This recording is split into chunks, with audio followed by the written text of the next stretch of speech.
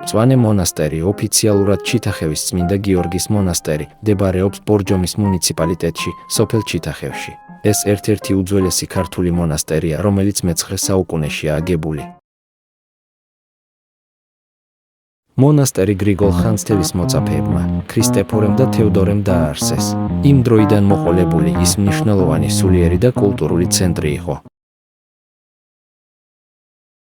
მონასტრის კომპლექსი შედგება ბაზილიკის ტიპის ეკლესიისგან და ორსართულიანი სამრეკლოსგან.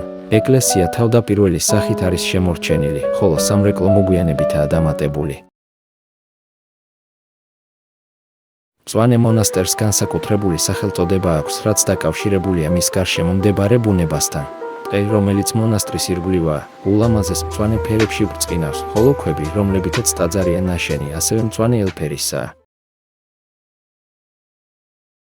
მე-15 საუკუნეში თურქ-ოსმალთა შემოსევების დროს მონასტერი დაინგრა და იქ მყოფი ბერები უმოწყალოდ დახოცეს.